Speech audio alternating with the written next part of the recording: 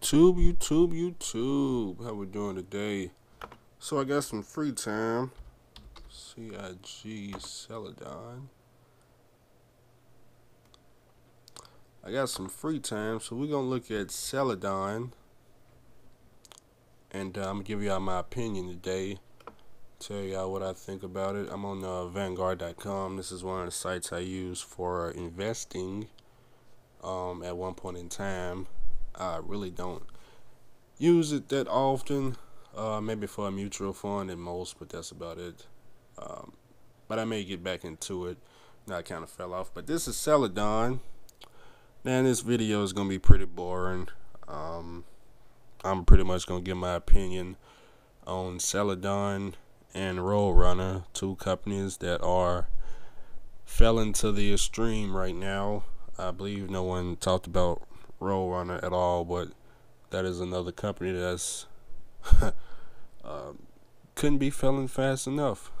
There's also other companies, but I like to throw Roadrunner under the bus because they stole my escrow money. So under the bus they go. But anyways, Celadon, they threw themselves under the bus already, so we don't have to, throw them under like an 18-wheeler. But anyways, their stock is at $2.25 today. I thought about just buying as much stock in their company as possible, but I don't know. In order for me to buy this stock, this particular stock this low, is I gotta kind of see what do Celadon plan to do. Okay, so far I haven't heard any good news. First thing I heard was who they blamed. They blamed the owner operators. It's the owner operators' fault that they almost out of business, right? That's what I heard at first. Then the second thing I heard is they supposed to be switching suit and ties. One suit and tie guy is going out the door and another one is coming in. I think it's all family. What all that means is one CEO of the family is supposed to be leaving and being replaced by the son or brother, whatever, how in the world they do it. Like, it didn't look good to me, okay? And the only good news I heard was they're supposed to be closing a terminal and laying off 170 workers. Now, why is that good news?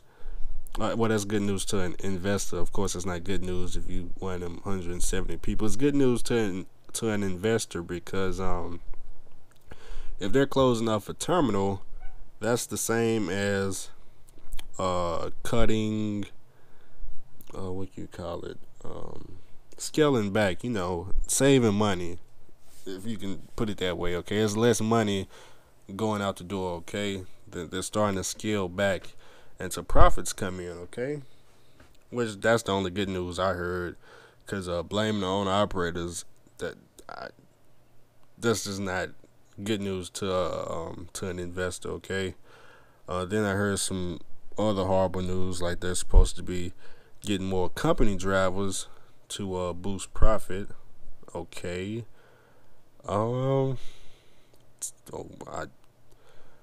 It sounds good in theory. It's just who on earth wants to work for Celadon right now? How many company drivers do you plan to get to dig yourself out of this type of hole? Who wants to work at Celadon, right? Anybody, any takers? Anybody want to work for Celadon?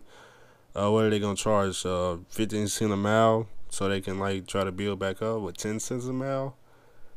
What are you gonna get paid per mile? The company stock is at $2.25. You want the company drivers to bring this back up. What are you gonna pay them? I mean, I seen them on their YouTube channel. If the channel that I saw that particular video being put up is actually their YouTube channel, I seen them put up a video 2 days ago. I wasn't impressed with the video. Anytime these mega companies put up a video, it got to be the most boringest video you have ever seen in trucking, okay? It gets no one interested in the company, okay? They need to just come on and just hire some of us truckers to just help them out just a little bit, okay? Obviously, their commercials are horrible, okay? Just absolutely horrible. Can't even watch the whole thing. It's just boring to the core, okay? Anyways, they probably pay for it too, you know. They probably spend hundreds of thousands of dollars for a video that's only gonna get like 400 views. But anyways, I gotta drink me some water. Let's look at I'm gonna show y'all something. Let's go to charts. We're gonna take a look at Roadrunner. So as you can see, this is Celadon down at 2.5. If you look at the last 5 years, they pretty much went from 15 up to 23, up to 25, 28, all the way in the toilet, okay? Now let's take a look at another company. Let's compare with RRTS, that's Roadrunner. And I want you to notice something. Roadrunner appears to be doing just as bad as Celadon, but no one has noticed. Except me, of course. Obviously, I noticed because the crap they sent me, whoo, I don't know what in the world is wrong with their accounting department. Let me see if I can pull it up. Is this the crap they sent me? What is this? What is this? The dates are wrong, and it's not even what I asked for. Okay? I'm still trying to figure out what this paper is myself, okay? So first, we know the dates are wrong because obviously I didn't work for them in January. They're missing dates from December and September and the beginning of freaking October.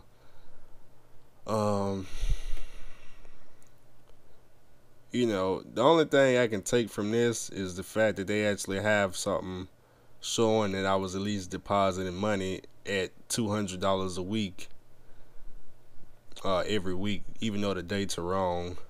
But it's not what I asked for, okay? What I want to know, I said they owe me $1,700. Now, if y'all saw the letter they wrote me, they said I was actually supposed to be getting $2,200. I don't know what that was all about. And then at the bottom they said they overpaid me $199.95. And you know, it's got me all thrown off because, for one thing, the escrow money was $200 a week, okay? So if I'm putting in $200 a week, how on earth can I possibly owe you $100? Or how can you overpay me $199.95? Don't you mean either $100 or $200? Where did you get $199.95 when I was depositing $200 a week? Where's the 5 cents at? You know, it makes no sense. Another thing that's wrong with this sheet is, like I said, it's not what I asked for. It doesn't show where any of the money went. It doesn't show what they paid for the taxes that they claimed they paid for, fourth quarter taxes. The money that they wrote me a check for is not on here, which I'm not going to tell you the exact amount, but they wrote me a check for $400 and something. I actually got a copy of that check and the date from the bank, okay, because the bank had to scan in the check to deposit it, okay. That amount is not on here anywhere at all, okay. I don't know what the $699.95 is. That the truck note? Did they try to take a truck note out of my escrow account? I don't know. Is that what that is? I say it says $699. Nah, my truck note is $695. So I don't even know what that is. It's just they need to explain this. Now I gotta send another letter. Be more more. Wait a minute. Let me slow down. Drink some water. I say good water. More specific about what it is I'm asking for, okay? Because this right here is just bad accounting. Okay, it's just bad accounting. I don't even know what it is myself. Like I said, I barely can figure it out. I had 2 escrow accounts, one for the trailer, one for the tractor. No interest obviously was paid, so that's another violation. I didn't get paid any interest. These companies ain't even following the rules. But anyways, enough of talking about that. Let's get back to the stock. So when the stock is just falling like this, you know, if you're working at a company and you see the stock is falling like this, obviously you know it's time to go. Okay, whether it be Celadon or Roadrunner, we all know Roadrunner has just they're not doing good right now. Okay, it's not a good company to work for right now. It used to be, but not anymore, obviously. Okay, and the people that used to work at Roadrunner or Big Rock back in the day know how it used to be a good company. Um, that's probably why they stock was freaking. Let me see.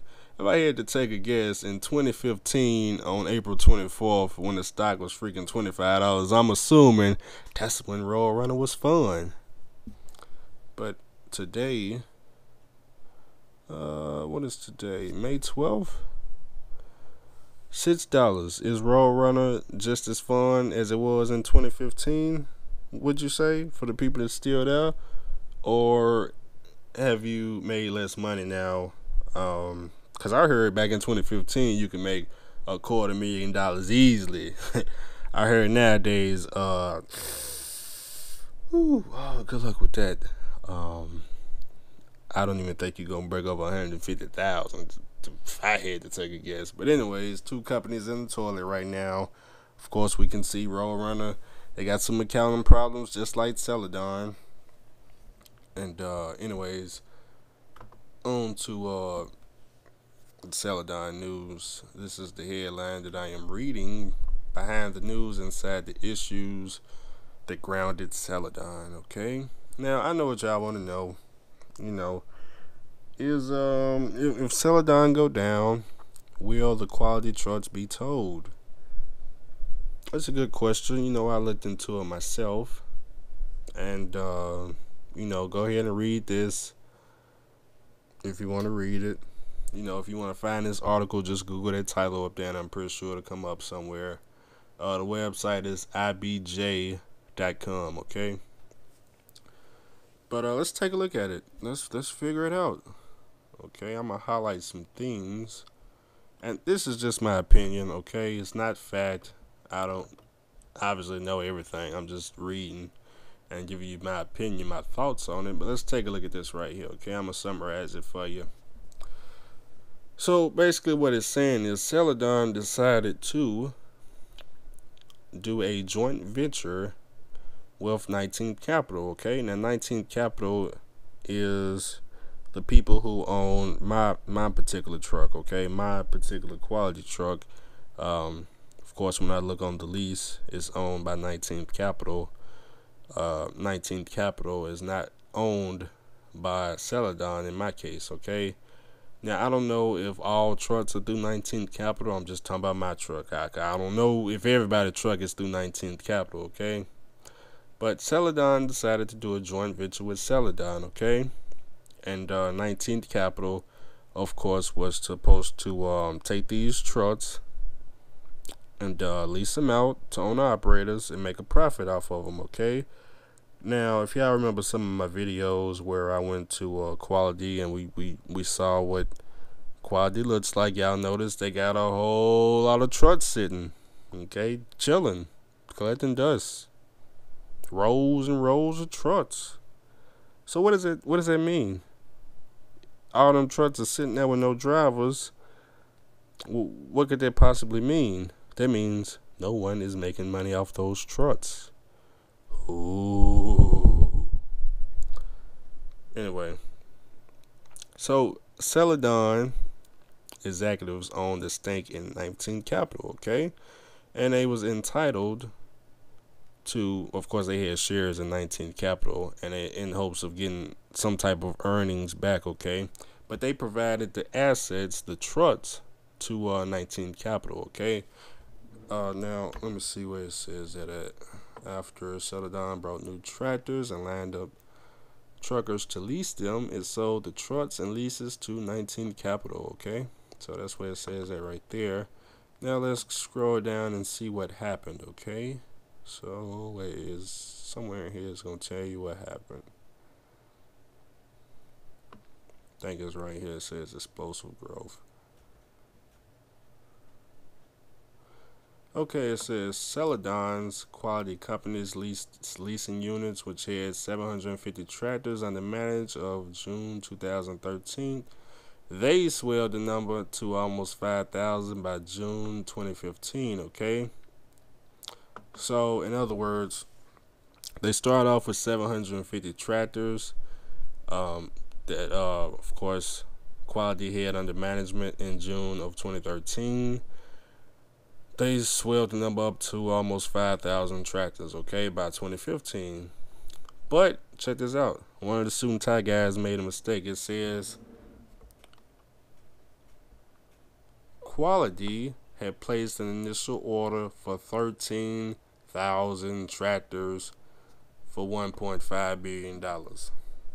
So, in other words, they went from 750 tractors to 5,000 in 2 years, okay? But one of the suit and tie guys said, you know what? We need 13,000 tractors. Yep. And he spent $1.5 billion. So, they had explosive growth, The problem is somebody got greedy and they bought 13,000 tractors for $1.5 billion. And do they have 13,000 drivers to put in these tractors? Is the question, okay? But anyways, somewhere in here is gonna tell you what happened. I should have probably had this highlighted. If you want to read this part, it kind of explains what happened to all of that crap. Of course, they lost money in it, because somewhere in here is gonna say the reason they lost money is they couldn't lease all the tractors or whatever the case may have been, but I don't know where it says that, But that's my theory of why they are blaming the owner operators instead of the suit and tie guys. Okay, so $1.5 billion went to a bunch of tractors. Is obviously just sitting out there in Indianapolis, or they used to be sitting in Texas. They closed their Texas yard. They couldn't even move them trucks down in Texas, so they decided to close that terminal, bring all them trucks up to Indianapolis, and that's just a giant graveyard. Now, I could have helped him out. I could have helped him out. I got a kid here that's like 8 years old. Yeah, my dispatcher. Y'all remember my dispatcher? I guarantee my dispatcher could have filled more trucks than the suit and tie guys. Because, see, the suit and tie guys, obviously, they just let the trucks sit. But, see, my dispatcher would have came up with a great idea. Instead of charging people ridiculous amounts of money, like, I don't know, $695 a week, or $495 or $595. My dispatcher would have said something. Hey, you know what? We are going downhill. Let's let some of these tractors go for $1,000 a month. At least some type of money will be coming in. We already lost $1.5 billion. We need to recoup something. We can go up on the prices later. Nope, not the suit and tie guys. Nope, that didn't even cross their mind. Instead, go down to Quality and look. I guarantee you, they probably had to build another lot just to hold all the empty tractors. But like I said, this is my opinion. It's not fact. I'm just giving you my opinion of what I think happened. I'm pretty sure they got some other dirt, but I got to get ready to go. Oh yeah, and what do I think about Celadon providing fake financial statements? What, did y'all see the beginning of this video? Oh, you did see the beginning of this video. You see how you was all excited of how much Andrew had in his account? Well, that's how the investors felt when freaking Celadon inflated all the numbers. Gots to go.